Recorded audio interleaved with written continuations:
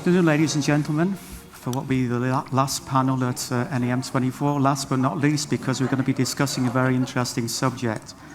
So without further ado, you've had a brief introduction of the panelists next to me. Perhaps we can start off now by hearing a little bit about their respective companies and what they do.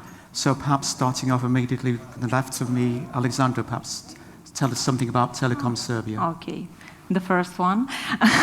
Good afternoon, and thank you very much for having me today. Well, my name is Aleksandra Martinović, and I'm Director of Multimedia Division at Telekom Serbia. So that is the media stream of Telekom Serbia known as TS Media. But as a telco operator, we are the biggest one in Southeast of Europe, and we do not operate only in Serbia, but also in Bosnia and Herzegovina, in Montenegro, Austria, Switzerland, Montenegro, Turkey, and our next market is going to be United States of America. So we have almost 2 million multimedia subscribers, and that would be that regarding to the media segment. Okay, and Peter, Deutsche Telekom, massive company. Yeah, to a certain extent, yes. So I'm Peter, I'm working in the European headquarters of Deutsche Telekom. My typical disclaimer, so DT Europe is Europe minus Germany, so the European business is not covering the incumbent German business. I'm not speaking for the German Magenta TV.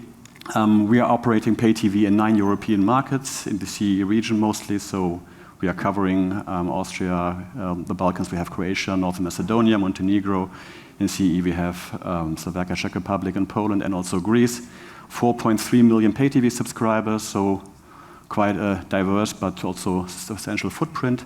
My role in that respect is more of a threefold role. So I'm responsible for the international OTT streaming partnerships. I'm doing the overarching TV content strategy for the group. Also the DT internal links to finance, legal, and commercial. And I'm SPOC for the international content providers when there is anything which touches more than one market. Okay, and Branko, you're at Pop TV in Slovenia. Yeah.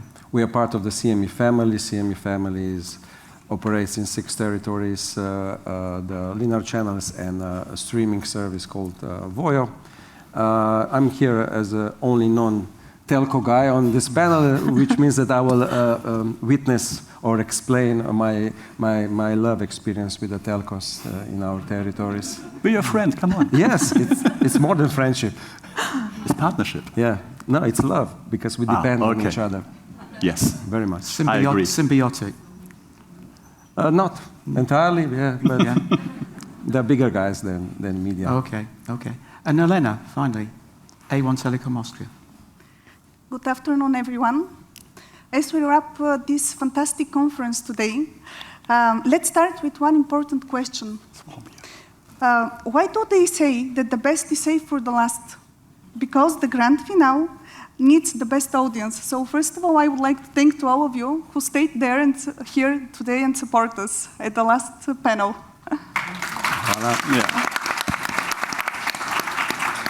So for those of you who are constantly wearing these badges with my face, but do not know who I am, so my name is Elena Petrova. I'm head of group content and broadcasting in A1. A1 is part of America Movio. This is the 4th biggest operator worldwide. In Europe, we have 7 operators, pay TV operators. I'm already having 20 years of experience in international business and 11 years of experience, actually this week is my anniversary in media business at the First NEM. Actually, I started working in media industry in First NEM. So I'm really happy to be here with you today, and I'm looking forward for this panel. Great, thank you. Okay, so let's move on. Aleksandra, I understand that Telekom Serbia's strategy has evolved in the last few years with a special focus on content. Can you perhaps give us an idea of how that's come about and how it's progressing? Well, first of all, I would like to share my impress with you, and that is the fact that even today people find it strange when someone from telco industry is talking about content and talking about media. So I'm very happy that today we are going to explain that connection between content, between media and telco operators. Definitely, telco operators has gone through significant transformation in the last decade, and we become more digital and more media company. And the reason of it was, and it still is, that exponential growth of internet, of course. The similar thing happened to Telekom Serbia. We entered into the production and generally into the content 5 years, almost 6 years ago. And I will try now to explain in a very simple way what is our content strategy. So we have, Telekom Serbia have 3 main streams or pillars or segments when it comes to the content. The first one is the production of the feature content, so films and series. And we entered into that segment 5 years ago, and we completely revitalized and renewed the Serbian film industry and Serbian film cinematography from the scratch almost.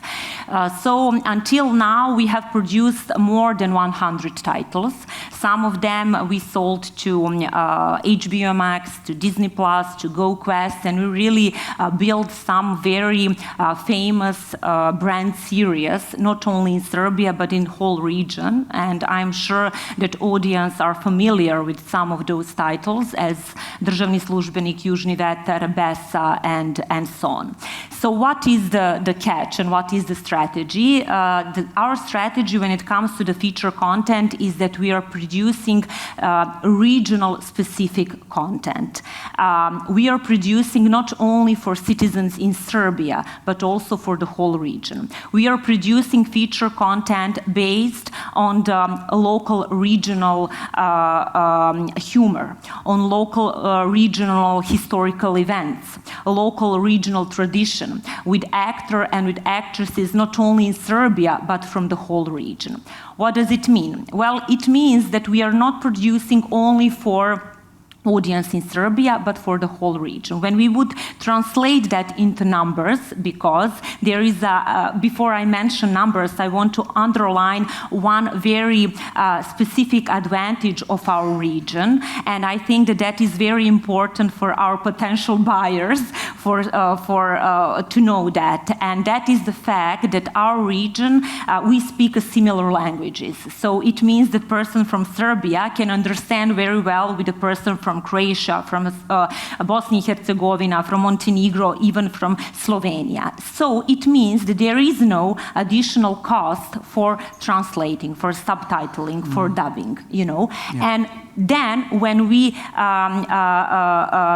translate that into numbers, it means that we are not producing only for 7 million people in Serbia, we are producing for around 20 million people in the whole region. And it's not even finished, because we are reaching for the people of that diaspora all around the world. They live in Austria, they live in Switzerland, they live in Germany, in United States of America, and that is our market. So our market is much bigger than people think it is. So it's the first segment of our content. The second segment of our content strategy is the sports content. So we have the rights for the most elite sport competition, World and Europe sport competition, as Premier Liga, Liga Europa, La Liga, Serie A, and so on. And also we insist, we invest, and we promoting the local and regional sport. So local and regional sport is also something very unique and something very specific. And the third segment is the news content. In that sense, we have And we build the great partnerships with the biggest and the most influential news digital platforms as Euronews, Newsmax, and Bloomberg. And we are using their know-how to build the most professional and the objective news platform, not only in Serbia, but also in region, because the latest news is that we are launching Euronews Montenegro and Euronews Bosnia and Herzegovina. So when you, how can I say, when you connect all of those segments and all of this strategy in last 5, almost 6 years, the results are that now we have 53% of the media market share instead of 25%. In Serbia? Yes, 5 years ago. And that now we have almost 2 million multimedia subscribers. So definitely exclusive content, those kind of originals, and that kind of offer, which is very specific and which is very exclusive, is something that, you know, make results much better. And we will continue to go into that direction. Only, I think that altogether we have to think more about how to organize that content much better, how to choose that content much better, how to have maybe some kind of international partnerships, but okay, we will talk about that. Just to clarify one point, you mentioned 2 million multimedia subscribers. Was that in Serbia or the... Yes. Okay, great. Thanks. Okay, so now moving on. Branko, you're with Pop TV, which is one of the leading broadcasters in Slovenia, and ultimately part of the CME group. Now, you're a broadcaster and also a streamer. You operate the streaming service Voyo. Perhaps you could tell us a little bit about that, because I know it's been going through quite a transformation, starting off in the Czech Republic and Slovakia. And can you perhaps tell us something a bit more about what's been going on there? Voyo is a success story which is driven on the local content. It's not original content, it's a local content which is tailored, produced exclusively for each territory. Of course, the markets are different, Bulgaria, Slovenia, Croatia, Czech Republic, Slovakia, and Romania. They have their specifics. The Telcos landscape is different. The number of digital households are also different. But the core of the Voyo strategy is local content. And when I say local content, that means mostly fiction, similar to what Aleksandra explained. This drives the subscription in every territory. The last territory which launched Voyo was Croatia last year, also very successfully. For example, Slovenia, we are already on 25% of broadband households. And after Netflix stopped the pass sharing, we are one-on-one with Netflix. But we don't compare ourselves with Netflix. We have a completely different content strategy. It's related also to TV, since we are providing the previews of TV content either 1 day or 7 days before the TV premieres. We went through the periods where we experiment how this could affect our main business, core business, which is broadcasting, but we figured out it's complementing, because usually those are different eyeballs, the eyeballs who are not anymore in front of the linear TV. So you balance your on-demand and linear strategy, would you say? Yes. Yeah? And in terms of, you want to be obviously one of the biggest players. You're not competing with Netflix, you say. But I assume you want to be one of the top 3 players, streaming players in each. Yeah, we want to be on the top choice, but it's impossible to compete with the global. Our story is local. So you want to be the leading local streamer. And each market has its own potential, which is based on so many factors. I will not explain now, but without the local content, it's impossible to reach this ambitious level. That is very much the key. Okay, now, Elena, I believe you launched the white label OTT streaming service with Unicast. Perhaps you could tell us a little bit about that. Netflix. Yes, so last year, actually, October last year, we started implementation, and we launched the partnership with Netflix. Yeah. Firstly in Austrian market, then it was followed in other 5 markets. Actually, we launched it in 6 markets, excluding Belarus. This partnership not only met but also exceeded our expectations in terms of new customers gained from it. Also, customer satisfaction is completely different, and the different bundles in different markets are actually helping a lot for acquiring new customers. What we did is to integrate Netflix, and this is going to happen with the other streaming apps which are following, is to integrate them in Amdocs Market One platform, which provides us very simple and easy access to all our countries to the apps. So we implemented it, we started, and we're really happy with it. So we started, in every market we have different marketing strategy, different proposition, which is tailored to the needs of the subscribers. In some markets, in Bulgaria, for example, we introduced the so-called swappable concept of super aggregation, which means that we provide the flexibility to our subscribers to swap between apps. So today they can watch their favorite movie on Netflix, tomorrow they can switch to Max, the other day to Disney Plus, and so on. It depends on what they are interested to watch, and they have access constantly to it. Okay. Can I be a little bit provocative here? Because our industry has a lot of buzzwords, and super aggregation is one of them among many others. Yeah, because the customer relation with telco is like a marriage, you know. You say yes for good or bad until the end of the contract splits us apart. And super aggregation is like a marriage with benefits. You can have fun with others, with Netflix, Voyo, Max, but stay with me. Yeah. Don't leave.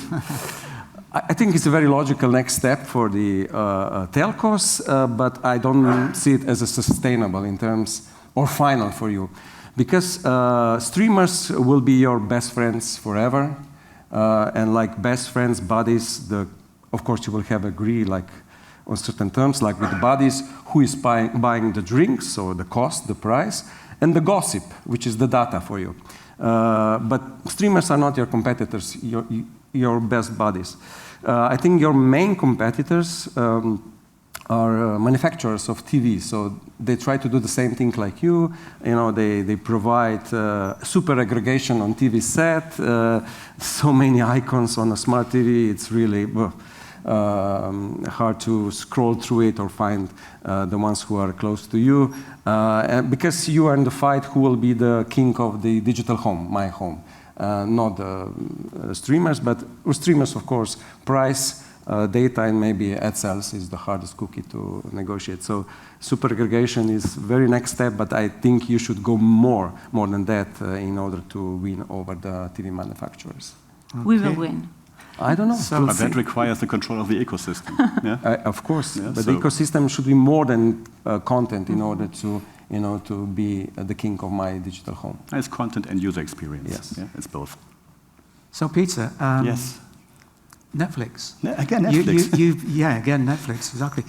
You launched Netflix in Germany about, 10 years ago? Yeah, I think we're celebrating the 10th anniversary in August. And yet you've only just recently launched, I believe, in Hungary and Croatia. Yeah, why the delay?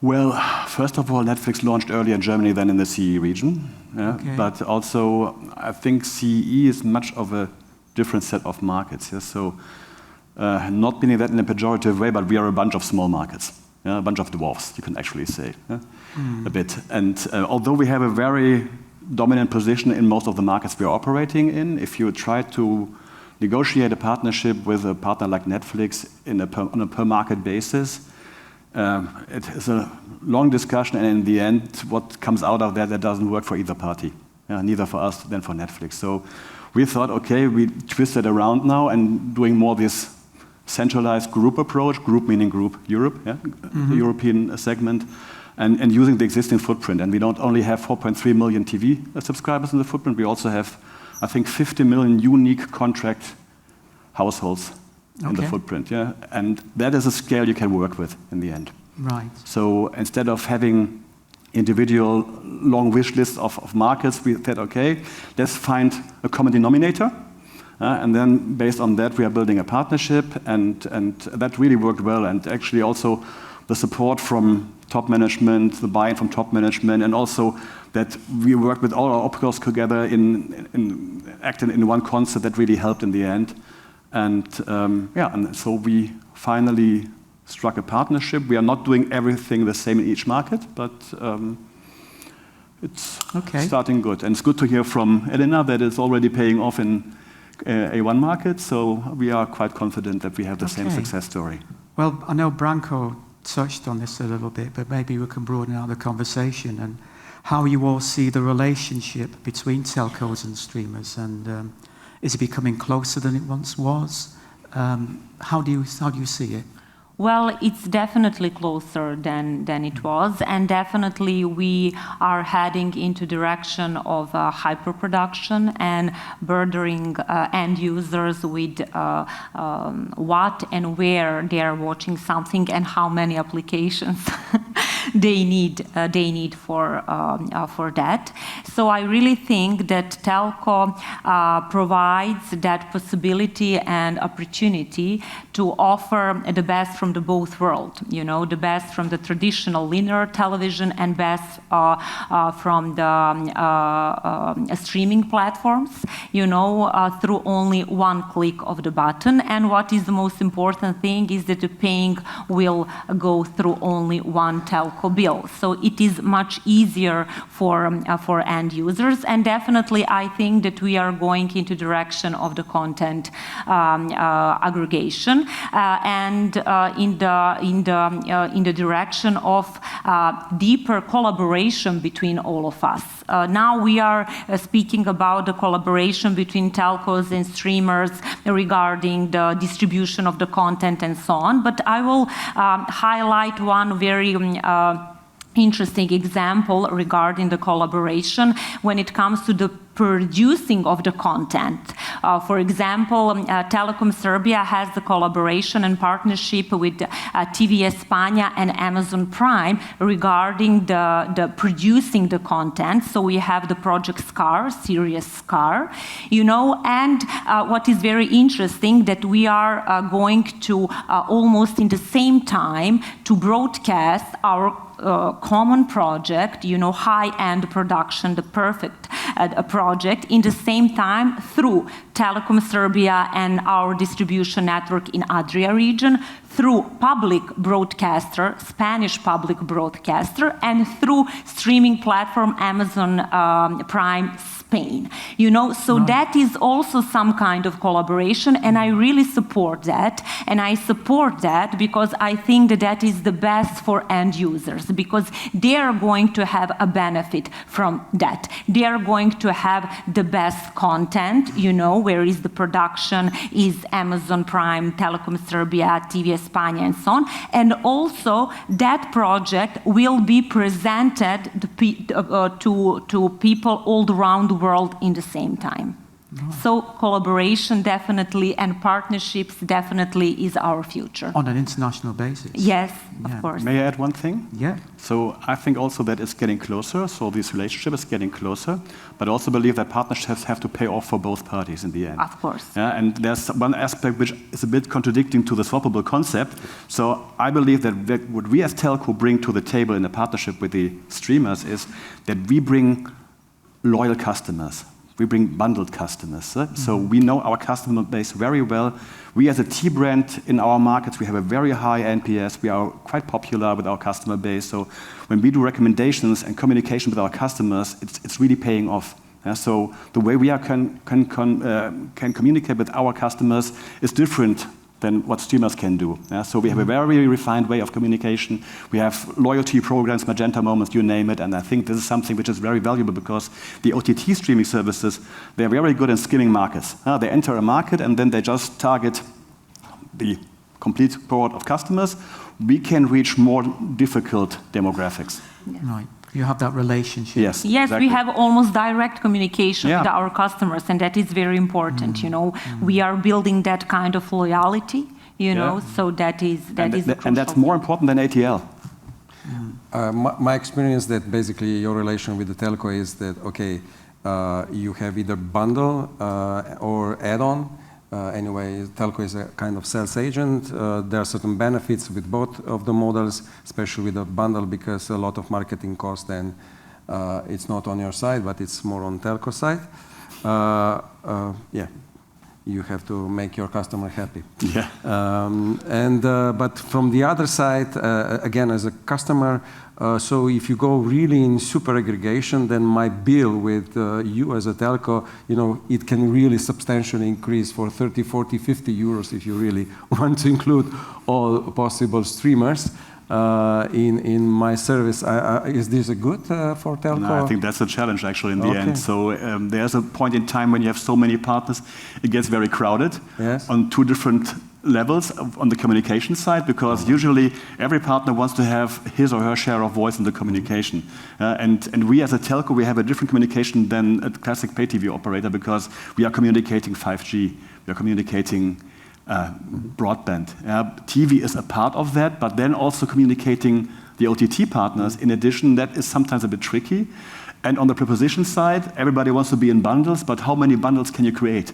Unless you are confusing your customer base. So it is a challenge, I would say. I agree. And Elena, your thoughts about telcos and streamers, the relationship between them? Would you say it's getting closer? Streamers and telcos. Yeah. So yeah, but it's a win-win situation actually, from my perspective, for all the components of the value chain. So first of all, it's as we said, for the consumer side, if we start from there, it's really giving an easy-to-use access to everything, all in one, let's say. So user interface is easier, one bill for everything. So they have built trust to us as telcos as well. So for them, it's easier actually to work with us directly. And this was one of the interesting facts actually from our cooperation also with Netflix, that a lot of, we were surprised to see how many new subscribers we got also for Netflix. So the subscribers actually would prefer to work with a telco because we provide a variety of services to them, and it's easy communication than to activate an additional Netflix account. So we can see that in all the markets we operate in. So for the subscribers, definitely it's a much easier approach, and they have variety of content in one place. So it's definitely a winning concept for them. For us, of course, it brings new customers, less churn, retention of customers, increases the satisfaction of the So this is all service, super aggregation, the I suppose. loyalty. Yeah. Yes, exactly. And also for the streamers, I mean, the relationship actually, what you are asking between streamers and operators. So in the past, we all know it was complicated, let's say. So we were competing, we were not working together. They wanted to address the subscribers by themselves, not to cooperate with us. At a certain point, they saw that they cannot exist without us, right? That's a skimming phase. They can exist, but they cannot develop as much as they develop now when cooperating with us. So for them, it's also completely winning strategy. So. Yeah, we're sort of a win-win strategy. You get this thing about super aggregation. I assume it's something you all feel is important. Would you say it's all of you would say it's important, yes. super aggregation? Yes. What are the challenges in actually achieving it? As I just said, so the challenge comes when it gets more and more partners on the communication and proposition side. Right. I mean, the question is how you define super aggregation, because super aggregation for me is also being a telco that is aggregating TV with all the other products we're having. So it's not just aggregating services on the TV platform, it's also aggregating TV and broadband and mobile in one product, in one proposition, and giving attractive discounts and doing everything on one bill again, having a great customer service behind. That is for me super aggregation on another level again then. But I think super aggregation for content is more or less a hygiene factor now. It's something you have to have. Otherwise, you're not competitive in the market. And that is, then you're just another aggregator in the end. Yeah, if you do that. That's why I believe also in a certain extent in own content, exclusive content. I really envy you for your own production. I mean, you have, as you said, you have a footprint where you have one language you can speak. Yes. We operate in 9 markets with 6 languages. So in our case, content cannot travel to that extent. When we're doing own production in Greece, where we have our own Cosmoti History channel. We are doing some fiction production as well for our own service, but this is on a very, very low scale compared to Telekom Serbia. But I believe that you have to give your preposition somehow a character or a face, so something which is really unique and highly individualized. Otherwise, you're just another aggregator. Became friends with Voyo. We are already, you know that. Even bigger friends. We will. No, but super aggregation or bundling, it's not happening only in telcos. It's happening among the streamers. It's happening on TV manufacturers. So this is the trend which will go through the whole industry because we all want to capture the attention, the time of our customers, your customers, and you're willing to do whatever it takes in order to get as much as possible those time. Okay. Actually, this trend goes now to the streaming providers themselves. We can see what is happening now in US with Disney Plus and Max and Hulu bundling together and offering a service to the market. So, but I think that if you're combining more and more services, the bigger they get, the more expensive they get. It's more difficult for us to integrate them in our propositions. That's why I'm a bit concerned about Max, for example, now being HBO Max together with Discovery. How big can it get and how expensive can it get and how can you do intelligent and feasible bundles in markets where we have a 10 euro ARPU? But if all operators have everything, what's the difference? I was saying, just another aggregator. Price, or you have your unique touch of content, your exclusivity. No, own content. Yeah? We have something very unique that other telcos do not have as our own content. So, yes, that is our specific value, really. And that is the reason why having your own content is something that we are going to insist in the future. That's going to be your focus in the future. Yeah, right. At this stage, I was wondering whether there's any questions from the audience. Any questions? I see no hands. Okay. Let's look at the streaming market generally across the region, Central and Eastern Europe, I suppose, not just the Adria region. How are local streaming services performing, generally speaking, compared to the international streamers, the big boys? Well, when it comes to international streamings, I don't have exact numbers because, as you know, they don't want to share exact numbers with us. I don't know why. Yes, but I can speak regarding the local content and, for example, regarding the local SVODs, where they have a great results, and that is one direction and one elements which show us that having that local regional content is something that is very useful. For example, in the last year we started with the concept of binging of our own content, and also we see there a huge interest regarding that, or for example when we have our own films, local films in domestic cinemas, results again are bigger than if we have some Hollywood blockbusters or something like that. Not in every case, of course, but you see and you can conclude very easily that people can identify and can engage in a much deeper level with the local regional content than with international content. So I really think that combination, having the best from the both sides, is something that Adria region is going to be very interested too. Now, you You don't have a streaming service yet, do you? Yet, no, we have. Are you planning to launch For one? example, we have a partnership with Apollon, that is the SVOD, and we have our own SVOD Superstar with our own production, and people are very interested in that, and because of that we have a very high quality content of our own production. For example, our own channel, Superstar, is the most viewed cable channel in whole Serbia, and we are the 5th channel compares with television with national frequency, you know. So, and that is the only channel with the feature content and with our own feature content. So there is a lot of proofs, you know, that people in Serbia and in the region are interested into that content. Right. So, again,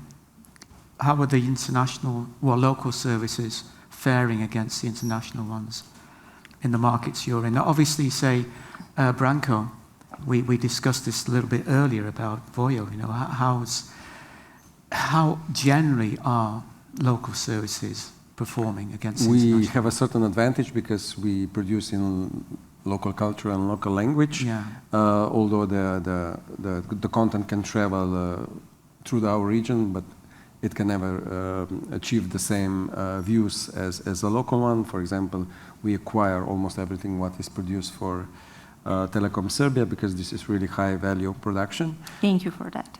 Welcome. Next year too. But definitely this is our main advantage against any global streamer because it's okay. I think that the global streamers will come to the regional strategies now when they figured out that they have to be profitable. They went through many phases of reorganization and scaling and unscaling and so forth. I think that the first market, which is the most important for them, is Poland, not exactly our region because it's the biggest one, but nevertheless they will create more local content than they used to, or at least acquire or to go in co-production, which is less risky than to invest 100% in a certain IP. I think you have one big advantage. I think that your content and proposition portfolio is wider. So you are having linear channels, you're having on-demand in the proposition, you have sports in the proposition, and that is something the big streamers do not do. So Netflix, for example, will never do any local sports. They just go for anything which is working in like a big chunk of their region they're operating in. So I think this is something which is really unique. Yeah, but we all share the same advantage. We are local, so we know the markets. Yeah. And in your case, you're the last mile, which is the main advantage. We do not want to be reduced to the last mile. Yeah, but you are. So because talk about that later. But the cost of only internet in our regions is extremely expensive, which how to say is blocking a lot of initiatives how to go around the operators. But as long as you will have this position, I think you're ahead of streamers and the TV manufacturers. Yeah, but I fully agree that local content is very important, and it's getting more and more important, which is a bit for us a budget risk, because it's something also which has a high viewership. And then you have this Mexican standoff. They need the reach, we need the content. And then you ask yourself, how does it work in the end? And I don't believe in Mexican standoffs. I believe more in partnerships. So if you take an example from Germany, Magenta TV, for example, they have integrated RTL Plus deep into the proposition. So you cannot actually buy Magenta TV without RTL Plus anymore. And there's a very deep partnership that goes beyond this streaming service. So also now for the upcoming Euro, for the football tournament, there is a content partnership between the two. So I think partnerships from the biggest commercial broadcaster with the biggest telco player in a market or pay TV player in the market, that really works well. Right. For example, Chris, we have very great experience with A1 in Slovenia, where we integrated Voyo 2 years ago. It's a very nice user experience, one click on the button. And furthermore, because our flagship series is The Kitchen, and the main character for this series was the face of the marketing campaign, very successful marketing campaign, which won a marketing award in Slovenia this year. So this cooperation can go much further than just to be a content provider for Telkom. And you have the same with us in Slovakia. At the end of the day, I think the right combination between local, which is must have definitely international content, streaming platforms, but not maybe too many of them, actually is the right, and a good balance between price and content quality is what is key, actually. Yeah. But this number, 15 years ago, if you would say that Telcos will give us 200 plus linear channels, no, it's too much. Yes. So what's too much in terms of streamers? 1, 2, 3, 5, 7. It's. What I can tell you is that apart from the content procurement business, I manage also sales organization in A1, which is focused on delivering technical services to TV channels, to operators. So what I can see nowadays is that a lot of TV channels, linear TV channels, they have interest in launching their own app, for example. So it's completely niche channels, they would like to go direct to consumer. They would like to cooperate with operators. So at certain point, I'm just asking myself the question, how many of them? I was counting them recently. It was like more than 300. And on your point about the 200 plus channels, I don't believe in the value of 200 plus channels, to be honest. But you are offering. Yeah, of course we're offering, but I don't believe in the value of that. There's so much long tail, which Who is wants to watch? shut up of this 200 channels, 100, and nobody will recognize it actually. Yeah. So, but if you have 20 apps, the content discovery of 20 apps is more demanding than 200 channels, unless you have the super duper Reco engine.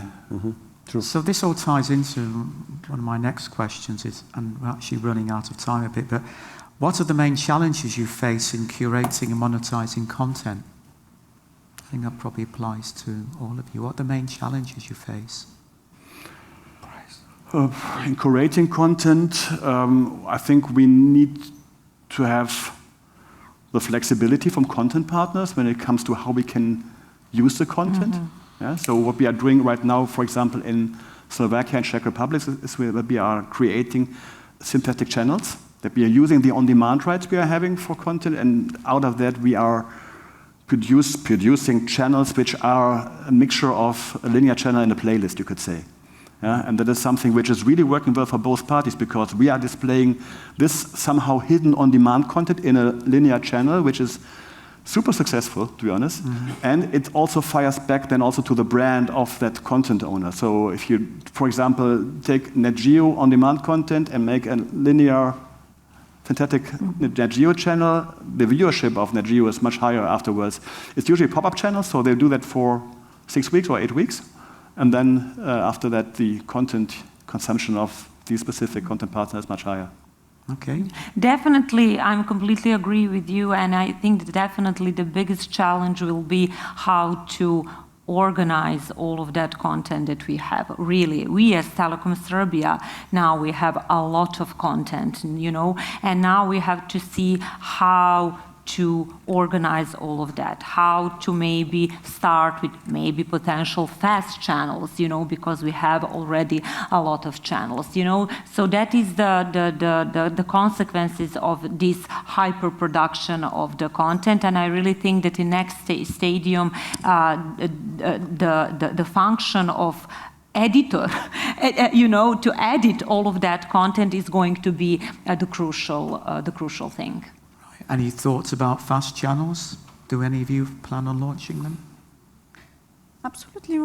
I mean, we're definitely focused on keeping our customers are our main focus actually. So if they have a particular request to certain trends, so we are definitely exploring and evaluating it. So we are not there yet. We are discussing and evaluating different options. So most probably in near future we will be able to announce a partnership in this area, but not yet. And I don't believe in fast channels in our regions. We are small markets. You need size For fast channels, plus in each of the market, they're very strong commercial and public offering. They are gathering most of the advertising market, so I don't see a room for a viable business for fast channels. Yes, I completely agree when we speak about this region, definitely. Fast world, but I mean, I agree fully with that because you don't. Small markets we have these language barriers everywhere. So I think maybe there's a chance if AI, we haven't mentioned AI yet in the panel actually. Now we have. Okay, now we have. So if AI is improving localization, subtitling, and dubbing, that these costs are almost zero, then it might scale, and then you might use it for these markets. But the CPM is very low in these markets, so I would say in midterm or short term at least, we are looking at it, of course. Yes, sure, we are following the market, but I think on our roadmap are other things than fast channels. AVOD? Thoughts about AVOD? I mean, integrating AVOD in our proposition, I like, because AVOD usually is cheaper than standard SVOD. That's easier to integrate. So, for example, there's currently no Netflix AVOD tier in our region, but if you have this as a starter package and put that into your proposition with an upsell path, then I think it's quite attractive. So, in that I believe, because the advertisement risk is with the partner, not with us in the end. I think most of the partners use that only as an upsell vehicle to higher tariffs. It's not about the advertisement revenues. But that's something I like. And CME, do they have plans? Yeah, there's certain territories where the AVOD is working, already, and certain which are not. Depends again on market specifics of each of the operation. Okay, we're running out of time, so just let's perhaps wrap up by me asking you how you generally see the future with this relationship between streamers and telcos. So if we fast forward 3-5 years in this region, how do you see things developing? I see that telco is going to be that main point, and the main platform where users can find everything they want, when it comes to the content. So I see like that. Okay.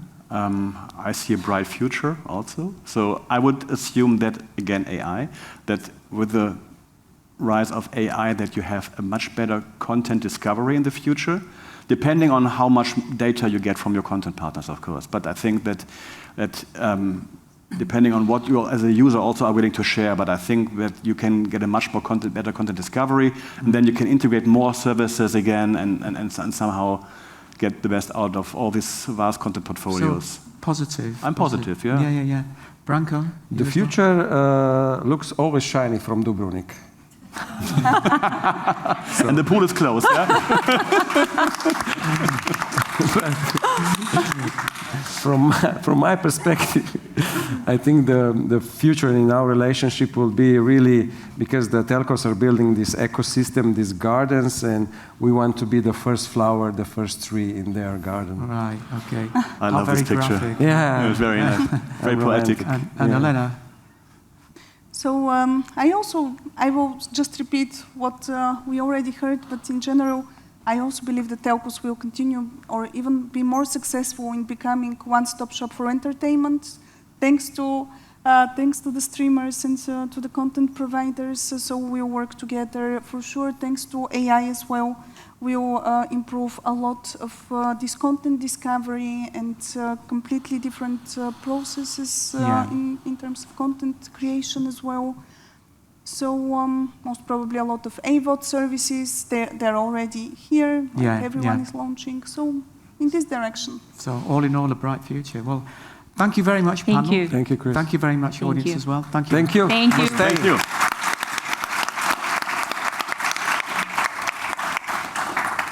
Idemo.